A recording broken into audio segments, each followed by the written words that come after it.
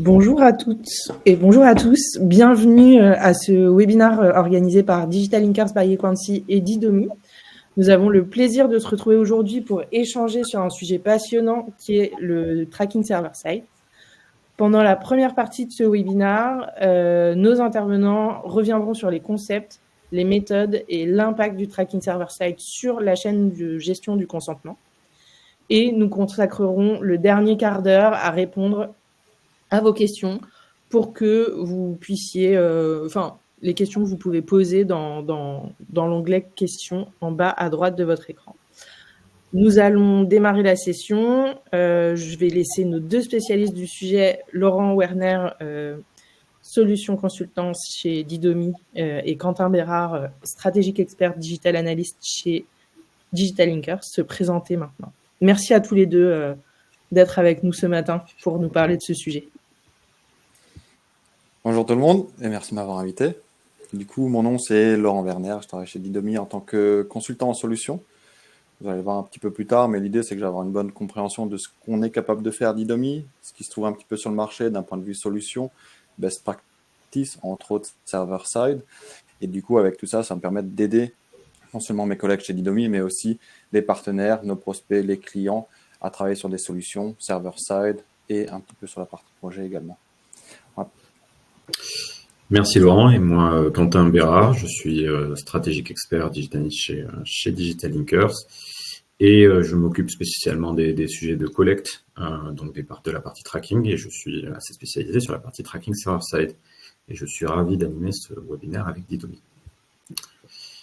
Avant de commencer, on va faire la traditionnelle présentation des entreprises. Je vais commencer avec Digital Linkers. Donc Digital Linkers, historiquement, on est une agence d'experts en data avec des métiers orientés de la collecte jusqu'à l'analyse de données et du CRO, avec également des analytics engineers. On a une grosse actualité que vous avez peut-être vu ces dernières semaines. On vient d'être acheté par Equancy et on intègre, du coup, on est très content d'intégrer un beaucoup plus gros groupe avec qui est spécialisé dans la transformation data, le digital, l'IA, et qui va nous aider à développer notre activité. Et voilà, on est ravis de les rejoindre et c'est une belle occasion pour commencer notre collaboration. Du coup, Laurent, je te laisse la main pour... Super, Didomi. Merci. Et du coup, Didomi, alors on est sur le marché depuis 2016. On a été créé par trois fondateurs, Romain, Jawad et Raphaël. Romain et Jawad viennent déjà du monde de l'entrepreneuriat. Hein. Ils ont déjà monté une entreprise qu'ils avaient revendue à Mediamat dans le passé. Donc, on a une très bonne compréhension de ce monde entrepreneuriat. On a déjà une très bonne connaissance du consentement, du monde du consentement, vu qu'on a été créé en même temps que le RGPD, et on commence maintenant à s'étendre bien entendu à l'international avec tous les différents frameworks, consentement, privacy law, etc. qu'on trouve sur le marché. Donc on travaille de plus en plus avec des partenaires et entre autres avec Digital Linkers pour justement mettre en place ces nouvelles stratégies, ces nouvelles technologies, ces nouvelles architectures mises en place par nos clients et prospects communs. Et on en vient donc au prochain slide. C'est ce qu'on fait ensemble en fait avec Digital Linkers. On va donc mettre en place toutes ces solutions. Hein. Alors, pas que server-side. Server-side, c'est le sujet d'aujourd'hui. On a quand même fait d'autres implémentations ensemble. On va avoir des clients en commun. On a la Redoute, par exemple.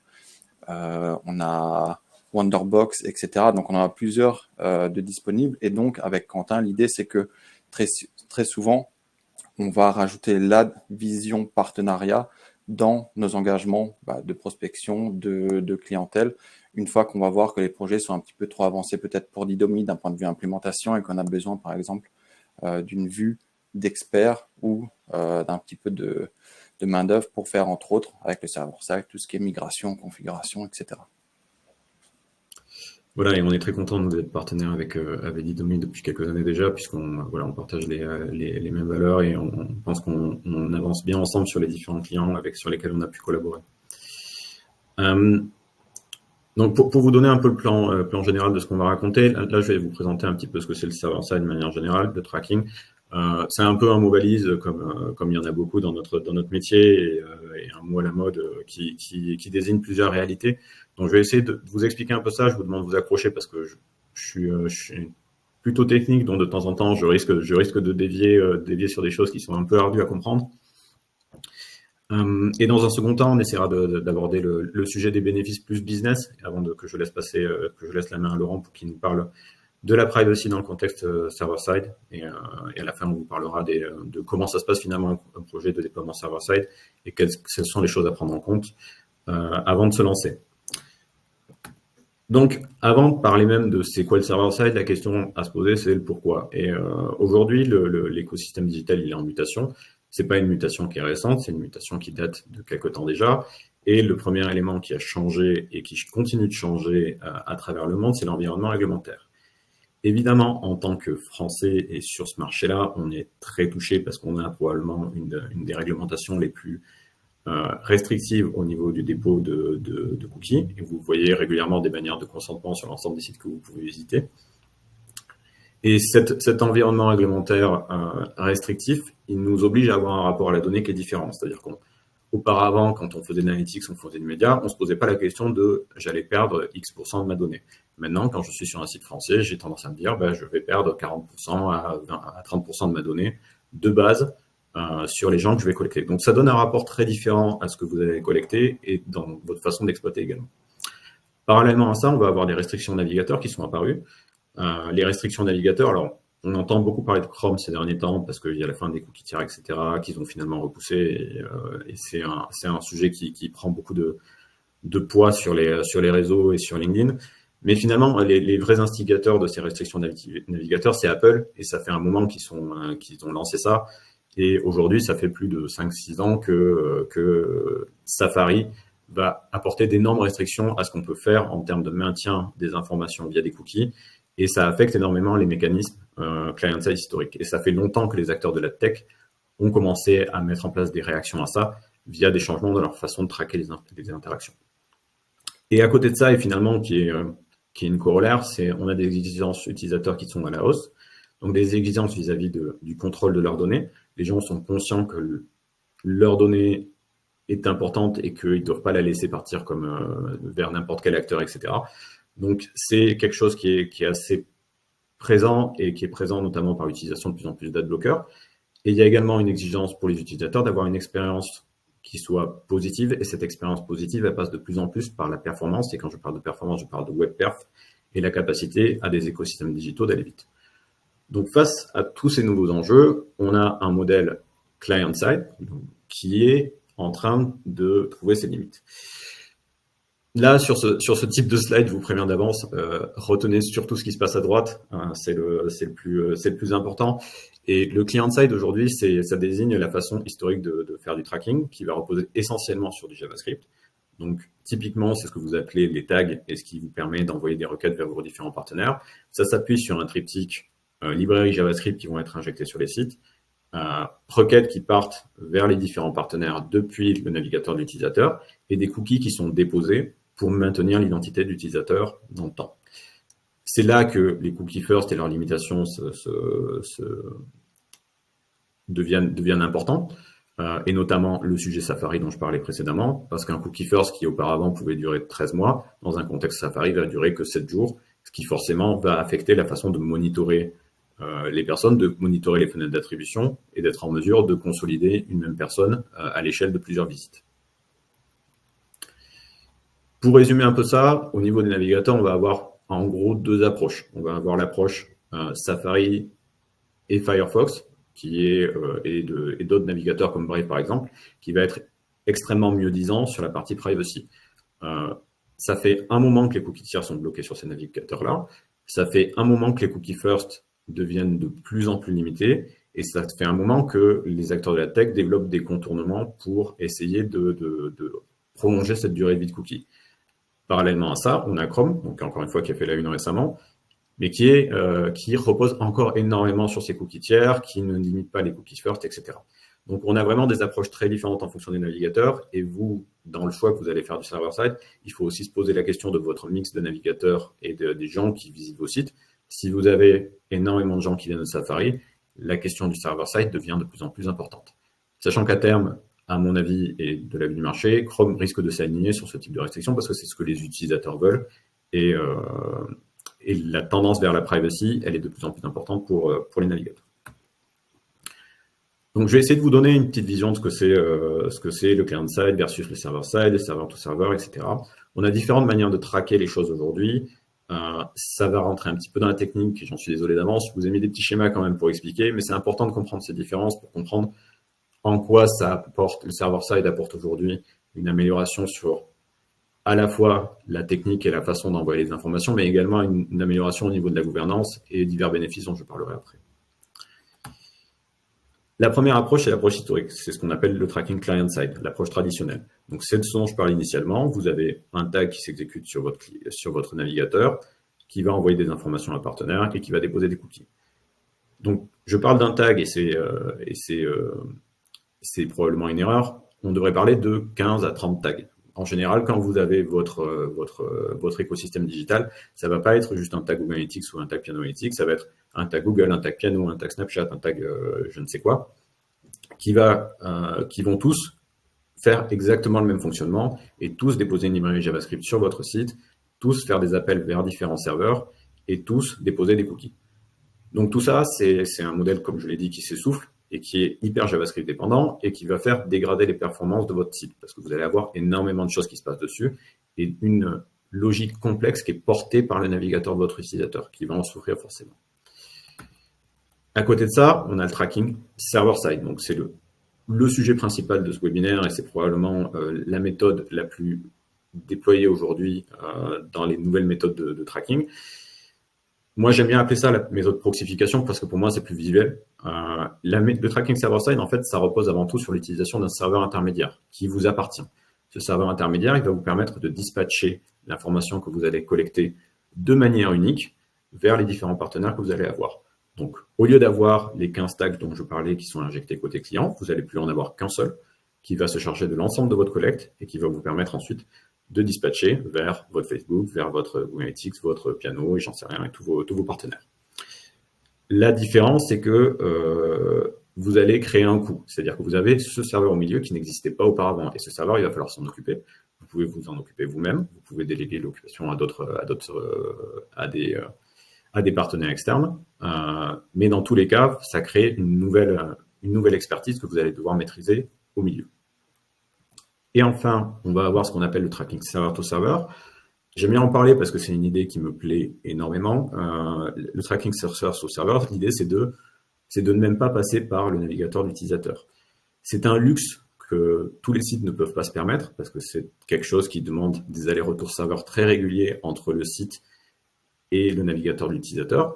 On a besoin d'avoir un site qui est fort en interaction pour pouvoir se permettre du déploiement serveur-to-server. Historiquement, ça servait énormément pour traquer les achats de manière plus fine. Aujourd'hui, le tracking server-to-server, il peut être déployé de manière beaucoup plus at scale sur des écosystèmes qui sont typiquement des sites de réservation, s'y prêtent très bien. Si en revanche, vous avez un site édito, le server-to-server, c'est très difficile à mettre en place parce que tout se passe sur le navigateur de client. Il n'y a pas d'interaction serveur à chaque fois que vous cliquez sur un bouton, que vous faites un scroll par exemple. Donc, difficile de mettre en place ce type de tracking. Et ça demande une maîtrise technique qui est beaucoup plus élevée. Pour vous donner un peu plus de vision, je vais repasser sur les différents cas. Le client-side, donc l'approche traditionnelle. Je pars du principe que vous utilisez maintenant des tag managers parce que c'est devenu assez répandu, mais l'idée est la même si vous n'en utilisez pas. Tout se passe côté client, les différentes librairies s'exécutent côté client. C'est envoyé depuis le navigateur de vos utilisateurs vers les serveurs de vos différents partenaires. Votre tag Facebook s'exécute, il envoie un paquet de choses vers les serveurs de Facebook depuis le navigateur. Le server-side tracking, donc la proxification, là, on part du principe qu'on va avoir un simple point de collecte qui est côté client et qui va se servir pour l'ensemble des partenaires qu'on a. Donc, ça permet d'économiser énormément de bandes passantes et d'économiser énormément de JavaScript, etc. Et ça vous permet d'avoir un seul point de collecte rationalisé et de maîtriser complètement l'information que vous allez envoyer à vos différents partenaires. Et c'est au niveau du serveur que vous maîtrisez vous, que vous allez faire ce dispatch vers les différents partenaires que vous avez. Pour vous donner une idée de ce que ça peut représenter avec des partenaires réels, et c'est très indicatif évidemment, ça s'adapte à vos écosystèmes respectifs. On va avoir par exemple un Google Tag Manager qui va être déployé côté client, qui va nous permettre d'injecter un client qui va lui, le tag GA4 qui va lui transmettre toutes les informations à notre serveur, et c'est dans notre serveur qu'on fera un dispatch vers nos différents partenaires. J'ai également mis un tag A/B testing, mais ça pourrait être un tag Content Square ou d'autres technos, qui continue d'être injecté depuis le site directement, parce que tout n'est pas compatible server-side. Et ça, c'est important de le comprendre aussi. Il y a certains tags et certaines technologies qui ne se prêtent pas à la technologie server-side et qui devront continuer à être injectées directement sur le navigateur d'utilisateur. Et c'est généralement des technologies qui demandent d'écouter énormément ce qui se passe sur le site. Content Square, par exemple, on va avoir des heatmaps qui vont demander énormément d'aller-retour avec le réseau et qui demandent forcément d'avoir un tag qui continue à être déployé côté client. Et enfin, on a le server-to-server, donc qui est l'approche très moderne et compliquée, encore une fois, à mettre en place pour beaucoup de sites, qui est de dire, j'ai pas de point de collecte sur mon site directement, ma collecte, elle part uniquement de mes interactions serveurs et de typiquement, à chaque fois que j'interroge une API de mon côté pour encore une fois un site de réservation, à chaque fois que je mets à jour mon panier, il y a un appel qui va partir, je peux l'exploiter pour envoyer des informations. Et en gros, c'est cette vision qu'il faut avoir pour le serveur-to-serveur, plus d'interaction côté client, tout se passe côté serveur. C'est encore une fois très rarement quelque chose qui est mis en place à 100%. Et on a souvent des dispositifs hybrides. Et de manière générale, vous pouvez considérer que les 3 alternatives que j'ai montrées ne sont pas mutuellement exclusives et que tout peut être géré de façon hybride en fonction des partenaires que vous avez. Parlons maintenant des bénéfices. Il faut distinguer pour moi 2 catégories de bénéfices. Les bénéfices que j'appelle principaux et directs versus les bénéfices secondaires. Les bénéfices principaux, tous les gens d'industrie retombent à chaque fois à peu près sur les mêmes 3 piliers. Je ne vais pas faire mon intéressant, rajouter un 4e ou en enlever un. On a en gros la gouvernance, la performance au sens web performance encore une fois, et la qualité de la donnée. Pour la gouvernance, tout vient du fait d'avoir un point de collecte unique. Le point de collecte unique, il nous offre un luxe exceptionnel, c'est de pouvoir rationaliser totalement notre collecte et de choisir exactement les informations qu'on va envoyer à nos différents partenaires. Contrairement à ce qui se passait avant, où concrètement, je pouvais injecter mon tag Facebook sur mon site, et mon tag Facebook, par défaut, si je lui dis pas ne prends pas d'initiative, lui, il va aller chercher de l'info à droite à gauche sur mon site sans que je maîtrise forcément quelle information il va aller chercher. Et l'information qu'il va aller chercher, ce sera probablement pas la même que mon tag TikTok, qui aura été chercher sensiblement la même chose, mais un peu de façon différente. Ce qui crée de l'incohérence aussi dans la donnée qu'on récupère, et qui crée aussi des points de fuite inconnus sur la donnée qui est envoyée. Et ça, ce qui est très problématique, et je pense que les gens d'Idomi sont sensibles, c'est très compliqué de maîtriser ce qu'un partenaire fait en JavaScript, et du jour au lendemain, il peut faire évoluer sa librairie et récolter de la donnée personnelle sans faire exprès, alors que vous avez fait tout ce qu'il fallait de votre côté pour pas que ça arrive. Donc, le server-side permet vraiment d'améliorer cet aspect-là. Le deuxième, c'est la performance. La performance, l'équation, elle est très simple. Je repars du principe où vous aviez 15 partenaires avant. Ça voulait dire 15 tags. Ça voulait dire potentiellement plein de transformations exécutées sur le navigateur de votre utilisateur pour envoyer un objet produit d'une certaine façon pour Facebook, d'une autre façon pour votre Google Analytics, etc. Et de nombreux appels qui sont faits vers des serveurs extérieurs. Tout ça, ça a un coût en termes de web perf. Ça coûte des millisecondes. Et des millisecondes, ça veut dire de l'expérience utilisateur dégradée et ça veut dire potentiellement un référencement dégradé. Aujourd'hui, si vous êtes très sensible à la perf, le server-side, ça apporte vraiment une plus-value intéressante que vous devez bien évidemment mettre en confrontation avec les coûts que ça représente. Mais en tout cas, c'est une vraie solution pour limiter ce qui se passe sur votre site. Donc, côté server-side, on a une seule librairie, des transformations qui sont toutes effectuées sur votre serveur, donc ils ne vont pas coûter au navigateur de votre utilisateur. Et un seul appel serveur, c'est celui qui est fait vers le vôtre, qui est ensuite dispatché sans que ça impacte votre utilisateur.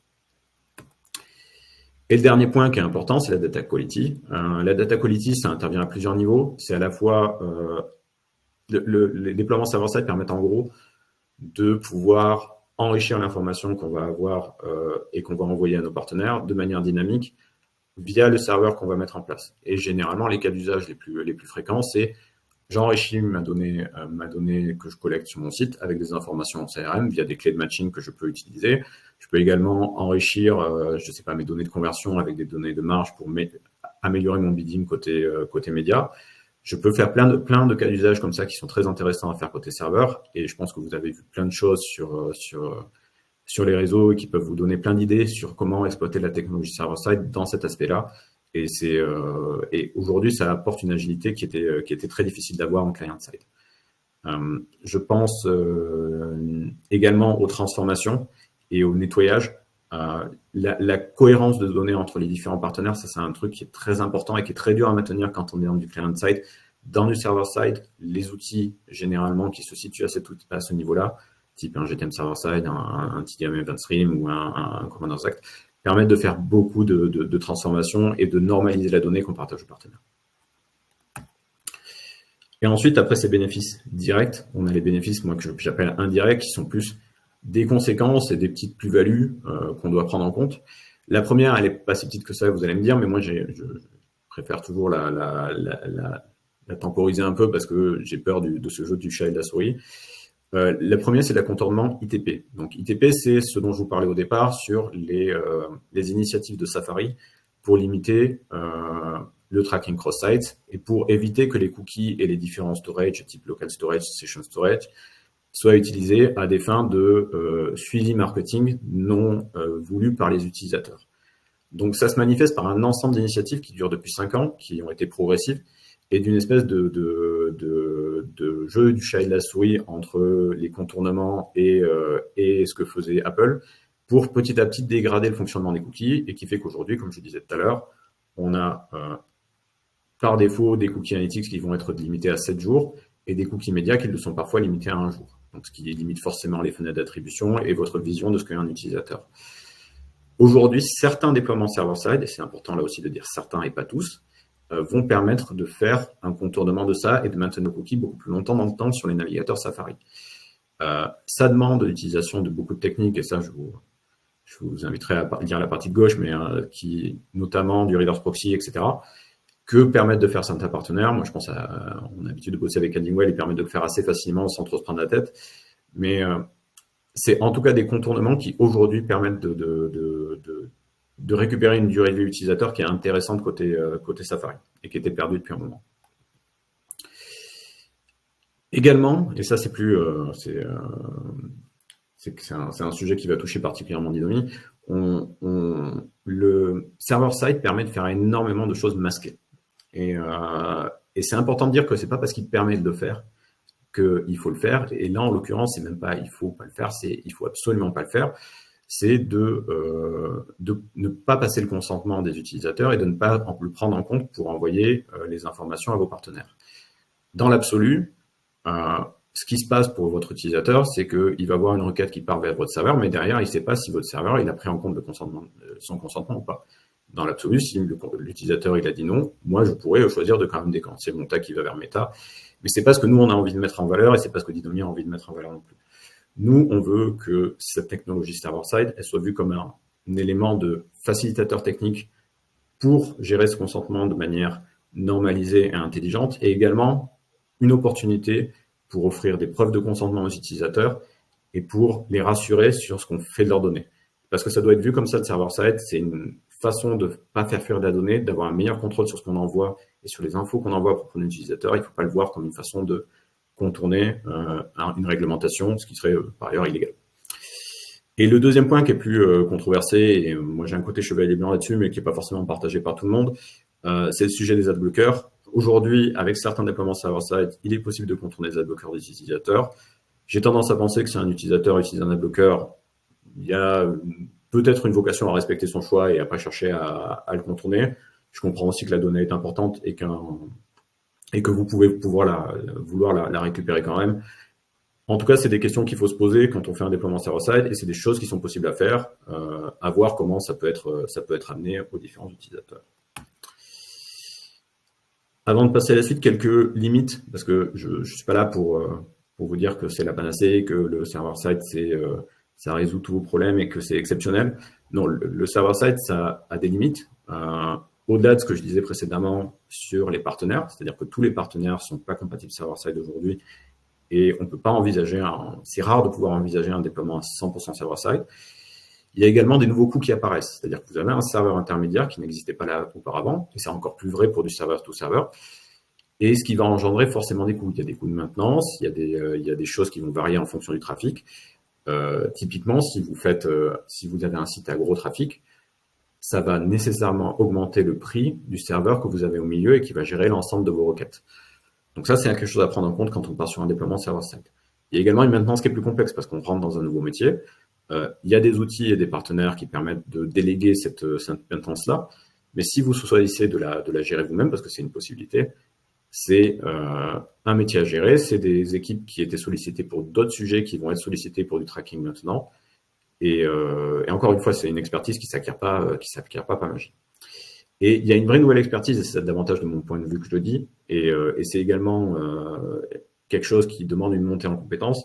C'est du nouveau vocabulaire, c'est des choses qui sont différentes à comprendre, des dynamiques côté serveur qui sont un peu différentes, des notions de header, de requête, qui n'existaient pas forcément dans nos métiers, et qui demandent, même si c'est pas nécessaire d'absolument tout comprendre en tant que client, mais qui demande d'avoir ce petit vernis pour au moins comprendre les enjeux et quelles sont potentiellement les limitations d'un déploiement. Je te laisse la main, Laurent, pour peut-être parler de la partie privacy. Merci, ouais. On va continuer du coup, on va passer sur le prochain slide. Et en fait, je vais beaucoup valider ce que Quentin vous a déjà dit auparavant, mais en rajoutant cette dimension consentement. On vient de voir qu'il y a des traitements de données qui sont faits côté server-side. Donc, qui dit traitement de données, normalement, dit consentement. Donc, ce consentement, il faut toujours le collecter. Et cette collecte de consentement, comme on l'a dit, il faut vraiment la respecter tout le long du parcours. Donc, non seulement il faut la collecter, il faut la garder en cas d'audit, et il faut pouvoir la transmettre aux parties qui sont utilisées. On parlait justement que ce soit des tag managers, que ce soit des serveurs tiers, que ce soit d'autres technologies. Donc en fait, c'est un petit peu la légitimité de Didomi dans le server-side, c'est que à partir du moment où on va faire des choses dans une espèce de boîte noire, à partir du moment où ça va être opaque, on va vouloir amener la dimension server-side sur une bannière de consentement. On va devoir instruire le client, l'utilisateur, sur qu'est-ce qu'on fait. Donc sur la première dimension de la bannière, on va lui dire on utilise du server-side, on fait ce type de traitement de données. Sur la deuxième partie de la bannière et la troisième qui ont toutes les préférences, tous les traitements de données, tous les vendeurs, on va devoir justement mentionner ce qu'on fait pour avoir cette transparence. Il faut quand même un petit peu rassurer l'utilisateur, il faut pouvoir lui dire ce qui se passe côté server-side, il faut légitimiser l'utilisation du server-side tout en les rassurant. On a déjà cette pratique, nous, Didomi, je prends un petit peu de temps pour parler de ça, grâce au cross-device, on va associer un consentement à un ID. Et en fait, le fait de synchroniser des consentements grâce à un ID faisait déjà un petit peu d'opacité pour l'utilisateur. Donc, on a plusieurs méthodes qui ont été mises en place, entre autres l'utilisation verbale dans la bannière. On peut avoir des bannières de réassurance, de rappel pour dire qu'est-ce qui se passe à l'utilisateur, etc., etc. Donc, ça va être vraiment le server-side, ça va être cette nouvelle dimension un petit peu opaque où on veut que le consentement soit amené du client jusqu'au server-side. Avant de sauter tête baissée dans comment est-ce qu'on transmet ce consentement, qu'est-ce qu'on fait, de nouveau, j'aimerais valider notre vision d'un point de vue consentement sur les enjeux client-side avec justement la petite pincée de sel consentement privacy. Donc, on a bien la disparition ou la fin en tout cas des cookies tiers. C'est un problème pour le consentement. On faisait beaucoup de cross-domaine grâce à ça. On se reposait sur des cookies tiers justement pour passer le consentement grâce à un sous-domaine d'un domaine à un autre. On ne peut plus faire ça. L'impact, 5 à 10% de taux d'opt-in. Minimum, j'ai envie de dire, parce que justement, ça permettait de synchroniser beaucoup les taux de consentement. Donc, ça va être le premier impact. Ça va être un taux de consentement qui descend. Si votre taux de consentement descend, on en vient à une utilisation moindre du server-side. Si on n'a que 60% de gens qui vous disent oui au traitement de données dans le server-side, vous n'avez que 60% de l'audience qui partira server-side. Donc l'enjeu ici, ça va vraiment être de pouvoir maximiser tout ce genre de choses. Pareil, le consentement avec Safari, un consentement qui avant durait 12 mois, 6 mois en France par exemple, ne va durer que quelques jours. Donc de nouveau, on va constamment redemander un consentement à l'utilisateur. Ça peut devenir embêtant, l'utilisateur peut être frustré, il peut refuser directement au bout d'un moment. Donc de nouveau, perte complète des consentements. Donc on en vient dans les années 2020 à avoir des taux de consentement qui étaient à 80-90%, qui étaient très élevés. Et puis là, on voit une baisse significante qui continue de descendre avec des taux de consentement qui vont avoisiner les 70, 60. Certains acteurs même qui n'ont pas forcément tous les outils qu'on a vont descendre même plus bas que 50%. On va avoir une utilisation une utilisation des consentements par des tiers de plus en plus. On parle justement dans un des slides de Quentin, on voyait l'enrichissement par une CDP ou par un CRM ou un outil tiers. Donc ce consentement, non seulement il va partir dans du server-side, mais il va partir dans d'autres technologies. Donc il y a beaucoup de gestion et de complexification qui vont se faire. On va avoir de la diversification également de ce consentement avec les frameworks. On a l'IAB version 2.2, le Google Consent Mode V2, le GPC qui est récupéré le consentement dans un navigateur, le GPP, l'équivalent de l'IAB pour les États-Unis, etc. Donc ça devient très complexe, on va dire, le consentement. Rajouter le server-side, on peut vraiment commencer à avoir des problèmes de compréhension et l'augmentation des ad-blockers. Quentin l'a dit, les ad-blockers vont diminuer les ads, tout ce qui est JavaScript sur le site web. Le problème, c'est que Didomi a besoin de charger un JavaScript pour montrer quelque chose client-side, et donc, on est bloqué. Là, on a quand même des chiffres, on a plus d'1 milliard de personnes qui utilisent des ad-blockers. Potentiellement, c'est des gens qui ne vont pas avoir une manière de consentement, on ne collecte pas de consentement, on ne traite pas la donnée. Donc, ça va être un petit peu tous ces problèmes, tous ces enjeux qu'on va avoir d'un point de vue consentement et qui vont potentiellement avoir un impact direct ou indirect avec le server-side. Donc, qu'est-ce qu'on voit en 2025 ? Le server-side. Le server-side, ça va vous permettre quoi ? De refaire du cross-domain. Quentin l'a justement énoncé. On va avoir un ID server-side qui va être persistant dans Safari, dans d'autres navigateurs. On va pouvoir donc se reposer dessus. On va pouvoir utiliser ce fameux cross-device que je vous disais plus tôt. On associe un ID à un consentement. Et on peut très bien prendre cet ID server-side, par exemple, pour se dire, voilà, on associe le consentement server-side à l'utilisateur, et donc, on le renouvelle tous les 6 jours, par exemple, parce qu'il est resynchronisé quand l'utilisateur revient. Pareil, on parle de Safari, le consentement qui expire au bout d'un moment, pareil, on associe le consentement server-side, donc l'ID server-side au consentement, et on le régénère, on le refait à chaque fois que l'utilisateur revient, donc on repousse sa durée de vie, toujours d'un point de vue légal. D'un point de vue légal, le consentement dure 6 mois, on peut le faire sur 6 mois, et au bout de 6 mois, par exemple, on fait en sorte que le consentement expire bel et bien, et on remet par exemple une fenêtre de consentement, et on resynchronise le consentement à ce moment-là avec l'ID server-side. Donc de nouveau, je ne sais pas de vous dire, voilà, on fait des petites choses cachées, on fait des choses opaques, comme Quentin le disait, ça peut très vite devenir le Far West et le Western dans le server-side. Là, c'est vraiment, on suit toute la partie privacy. Tout ce qui est complexification des frameworks, ça ne va pas avoir un impact direct avec le server-side. Par contre, ce qui va être sympa, c'est que tous ces frameworks, il y a une espèce de tampon, il y a une espèce de signature, il y a un consentement qui est généré spécifiquement pour des partenaires, et ça va être un moyen intéressant de le basculer, par exemple, server-side, ou de le basculer directement à des serveurs. Par exemple, on peut voir avec Google Consent Mode V2, très simple. On peut envoyer directement le consentement à Google Analytics, et comme le disait Quentin, Google Analytics peut activer tout d'un coup la partie server-side. Donc nous, par défaut, on va pouvoir déjà s'interfacer avec un GTM server-side très facilement. On va avoir tout ce qui est IAB, etc. Pareil, on pourrait très bien imaginer de passer le consentement IAB server-side pour que, côté server-side, on puisse réutiliser cette information, l'enrichir et pourquoi pas l'envoyer à des tiers. Et enfin, c'est plus ou moins ce que je viens de dire, mais la capture du consentement dans des architectures server-side ou server-to-server, il ne faut pas oublier ce que j'ai dit plus tôt. Tout ce qu'on va faire d'un point de vue consentement, il va falloir l'horodater. Il va falloir garder en mémoire que cette bannière a été montrée à tel utilisateur à telle heure, qu'on a bien mentionné le server-side, le server-to-server, qu'on a bien ses acteurs, qu'on a bien ses préférences qui sont utilisées, ses traitements de données. Donc, il faut vraiment avoir quand même une CMP qui est un petit peu server-side ready. On ne peut pas aller directement avec une CMP faite maison directement dans une architecture server-side. Il va y avoir des petites modifications, des petites choses à faire quand même pour pouvoir amener tout ça. Et donc, c'est là où on aimerait quand même insister, parce que comme l'a dit Quentin, je suis un peu du même bord, on va dire, chevalier blanc, en disant que voilà, pour l'adblock, pour des gens qui refusent le consentement, etc., un refus de consentement, nous, on va le redater.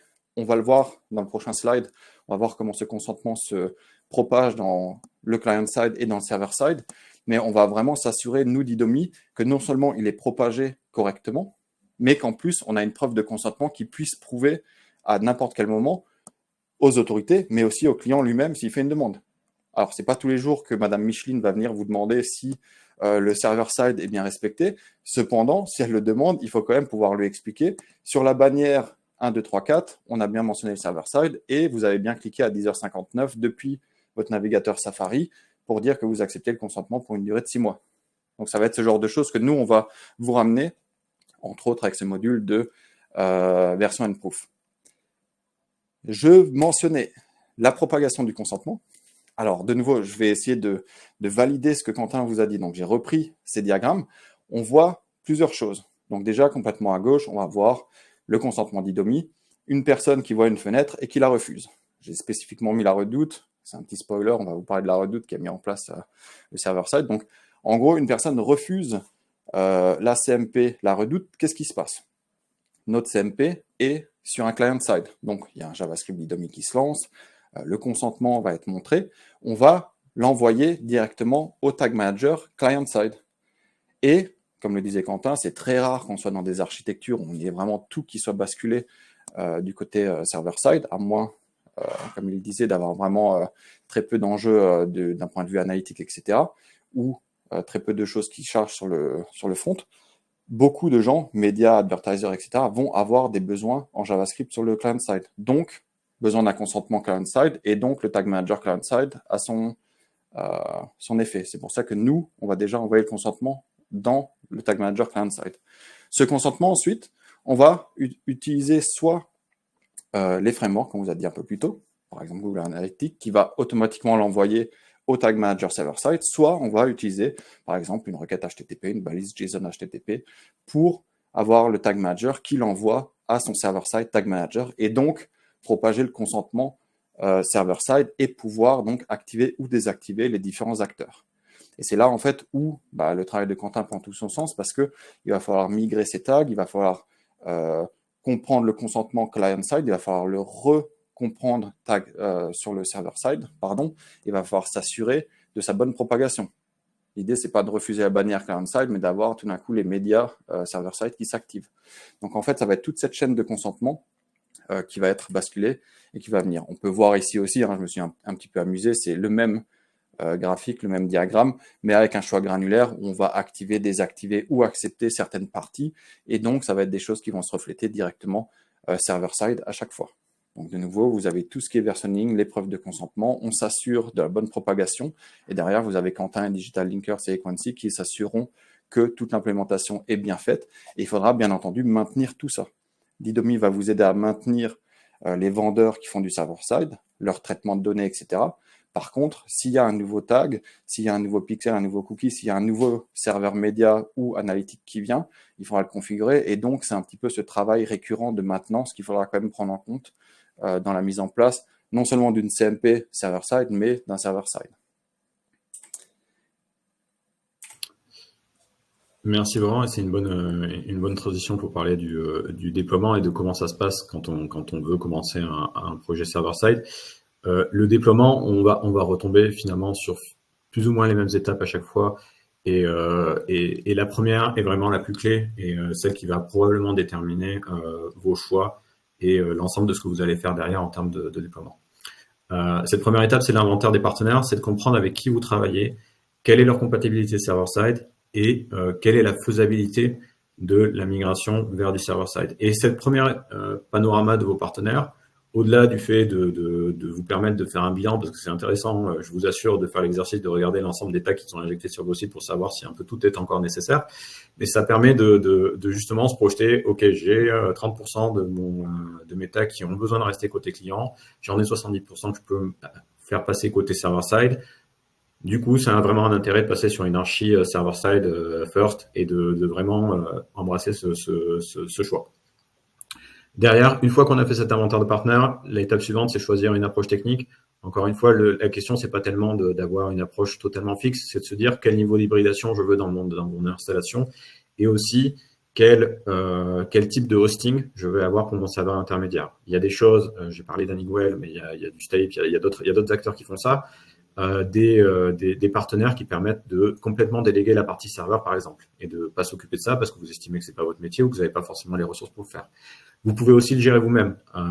C'est typiquement des archis Cloud Run, des archis AWS, etc. que vous pouvez gérer vous-même. Et vous pouvez aussi passer par des acteurs dont c'est le métier complètement, type Tilium ou Commanders Act, qui vont avoir des briques server-side, qui sont totalement embarqués qui font à la fois la partie TMS et à la fois la partie hosting. Donc ça, c'est une partie très importante aussi et qui va dépendre à la fois des partenaires, à la fois de votre budget, de votre maturité sur ces thématiques de serveurs, etc. La suite, c'est assez simple, c'est la migration de la configuration. Le but étant de reproduire ce que vous aviez côté client et de le faire côté serveur dans votre TMS server-side. Généralement, il y a peut-être des sacrifices à faire, des approches un peu différentes à avoir et des nouvelles logiques à avoir aussi sur des tracking server-side. Ça repose beaucoup sur des tokens et c'est important de comprendre ces nouvelles mécaniques et c'est pour ça que c'est important de se faire accompagner pour faire ces migrations-là. Derrière, la partie importante, c'est aussi de configurer votre CMP. Donc, quand je parle de configuration de la CMP, c'est pas tant la CMP en elle-même que les conditionnements qui en découlent. Ça veut dire la chaîne dont parlait Laurent à faire passer et à bien conditionner ses tags en fonction de ça. Le fonctionnement, finalement, il n'est pas très différent de ce qu'on fait côté client. On exploite une chaîne de consentement qui est soit par finalité, soit par vendeur, dont on va se servir pour bloquer les différents connecteurs qu'on va avoir avec nos partenaires. Derrière, ce qu'on choisit de faire en général, c'est une phase de double run sur ces configurations server-side et client-side qui nous permet un peu de comparer les chiffres et de voir là où on pourrait avoir des trous dans la raquette, où ça pourrait être amélioré. Et derrière, classique, une recette et une livraison avec ces configurations server-side qui sont en place. Et ça, c'est ce type de chantier qu'on a pu mettre en place, alors avec Didomi, notamment sur la partie CMP, sur la Redoute, que vous connaissez très certainement, hein, qui a un écosystème média très développé et qui a une vraie maturité sur ces sujets-là. On a bossé avec Tilium Server-Side là-dessus. Il y a aussi un peu de GTM Server-Side sur certains aspects. Il y a eu plein de sujets intéressants sur ce client. Je suis pas intervenu directement tout au long de la mission pour être franc avec vous, mais j'ai fait toute la partie du début. C'était hyper intéressant et beaucoup de réflexions au niveau des différents partenaires médias et ça a vraiment orienté la façon dont on a réfléchi l'architecture.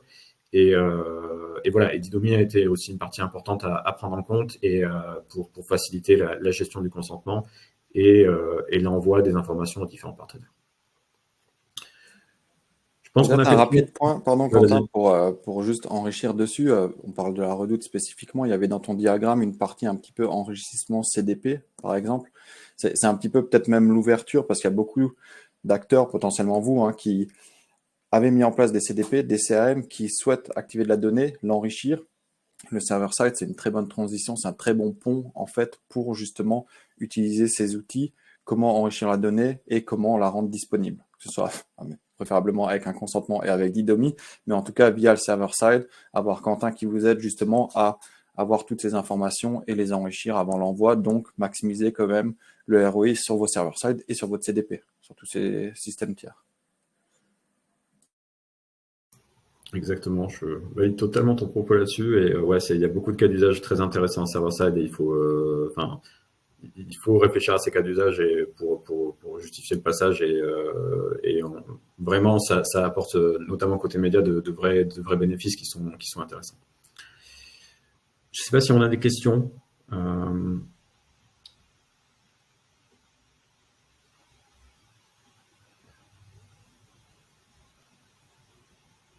Alors Charlotte, je te vois parler mais je ne t'entends pas. Désolée, je pense que ça va mieux là. Ouais, c'est parfait. Donc pour l'instant, on n'a pas de questions, mais moi je voudrais savoir combien de temps à peu près on peut, combien de temps ça prend de mettre en place une stratégie comme ça? Alors, le server-side, ça va énormément dépendre de votre écosystème existant et de la largeur et de la taille et du nombre de partenaires que vous allez avoir. Un projet server-side, comme je le disais, il y a une phase de double run qui demande pas mal de temps et qui fait que c'est pas anodin à faire. Généralement, on compte en plusieurs mois pour passer sur un écosystème server-side qui n'est pas plusieurs mois de travail nécessairement, mais qui sont plusieurs mois d'observation pour bien s'assurer qu'on ne perd pas de données. Parce que l'essentiel d'un passage server-side, c'est de récolter davantage de données, mais aussi de ne pas avoir d'effet de bord qui viendrait qu'on perd pour X ou Y raison une partie de la donnée qu'on avait auparavant. Donc c'est par ce côté très safe de ce type de déploiement qu'on prend du temps, mais c'est des projets généralement un peu d'envergure. Et dès lors qu'il y a une partie infra qui est gérée chez le client directement, ça peut prendre encore plus de temps. Si cette infra elle est déléguée à des partenaires externes, ça peut être plus facile à mettre en place et ça peut être plus facilement activable. Donc, tout dépend des choix d'archi qui sont faits au départ tout dépend du nombre de partenaires que vous avez. Et il y a une phase incompressible pour moi de double run et de vérification de la qualité de la donnée que vous récoltez. Ok. J'ai une question de Franck qui demande quelles sont les limitations financières et comment évaluer le ROI. Alors, c'est une très bonne question et c'est une question compliquée à répondre malheureusement. Sur les limitations financières, c'est les coûts. Concrètement, on va avoir des coûts d'infra qui n'existaient pas avant. On a un serveur à gérer. Un serveur à gérer, c'était pas quelque chose qu'on faisait auparavant. Avant, c'est Shakta qui allait interroger le serveur de son partenaire directement. C'est Shakta qui faisait tout le boulot d'envoyer l'information au partenaire. Là, c'est nous qui prenons cette charge de hit, qui prenons cette charge de load balancing potentiellement et de toute cette gestion serveur qu'auparavant on n'avait pas. Donc, ces coûts, ils peuvent soit être pris en interne, parce que si on a de la ressource pour gérer ces serveurs-là, soit être pris en externe, encore une fois, dans de la délégation. Dans tous les cas, ils doivent être mis en rapport avec les gains côté média. Et là, effectivement, c'est des choses intéressantes à analyser, mais pas toujours très simples. Sur du CAPI, par exemple, sur du Facebook, il y a des choses très visibles dans l'interface qui vous montrent tout de suite l'incrément de conversion que vous allez avoir et l'incrément de qualité de données que vous allez avoir.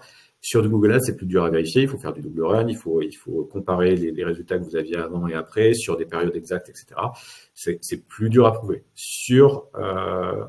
Ça, c'est des aspects purement marketing, mais vous avez aussi des aspects perf, et ça, c'est pour nous, de toute façon, difficile à quantifier. Mais si vous avez des indicateurs de web perf que vous souhaitez vraiment améliorer et que le server-side est un moyen de gagner des millisecondes et de gagner de la vitesse de chargement et potentiellement des positions dans Google, c'est aussi quelque chose à prendre en compte dans le calcul du ROI sur ce type de déploiement. Tout ça pour conclure, en gros, c'est très compliqué à évaluer, mais c'est des choses qu'on essaie de faire le plus possible avec les différents outils qu'on déploie. Et c'est un peu dépendant des partenaires avec lesquels on bosse. Et encore une fois, Facebook facilite énormément le travail. C'est pas le cas de tous les partenaires. Rajoutons juste la dimension consentement. Vous allez voir également, normalement, une hausse du consentement. Avec Didomi, entre autres, les analytiques pourront vous permettre de voir votre consentement pour Safari spécifiquement. Donc, en fait, vous allez pouvoir créer un delta pour vous dire, tiens, au mois de mai, on avait, je dis n'importe quoi, 70% de taux d'opt-in pour Safari. Tout d'un coup, grâce au server-side et au prolongement du consentement, etc., on bascule à 82%. Ça vous fait 12% de consentement en plus. Le ROI est facilement calculable avec ce que Quentin vous a dit. C'est tout d'un coup, avec tous les métriques d'advertising, etc., de publicité, on va pouvoir vraiment voir le gain, le ROI qui sera fait. Merci pour cette réponse. Et j'ai une autre question de Sarah, plutôt sur le cas La Redoute. Est-ce que la solution server-side de La Redoute est in-house ou est-ce que c'est celle de Tilium? Alors, pour le coup, c'est un peu des deux. Concrètement, il y a une grosse partie du déploiement server-side qui est géré via Tilium. Pour certains cas d'usage, alors c'est un déploiement S2S côté La Redoute sur la plupart des points de tracking. Donc, c'est-à-dire que c'est les serveurs de La Redoute qui envoient directement les infos à Tilium qui va les dispatcher vers les partenaires. Et c'est le cas pour notamment les ajouts paniers, toutes les interactions e-commerce, parce qu'un site e-commerce s'y prête très bien. En revanche, il y a également des choses qui sont faites côté Google, parce que Google est un peu fermé dans son écosystème aujourd'hui, qui exploite GTM server-side. Donc, il va avoir et ce GTM server-side-là tourne sur l'infra de La Redoute. Donc, il y a un écosystème qui est complexe chez La Redoute, qui est hybride et qui se sert à la fois d'une infrastructure déléguée côté Tilium, parce que c'est leur métier de fournir cette infrastructure en plus de leur outil, mais aussi une infra qui gère in-house pour la partie SGTM dont ils se servent pour notamment améliorer la qualité de leur bidding sur Google Ads. Ok, merci, c'est très clair. Écoutez, je pense qu'on peut clore ce webinaire maintenant. Si vous avez des questions, Laurent et Quentin se tiennent à votre disposition pour continuer à échanger sur le sujet. N'hésitez pas à suivre Digital Linkers et Didomi sur LinkedIn pour vous tenir au courant de nos prochains événements. Merci beaucoup à tous les deux pour ce webinaire. Merci à tous. Merci. À très bientôt. Bonne journée. À bientôt, au revoir. Au revoir.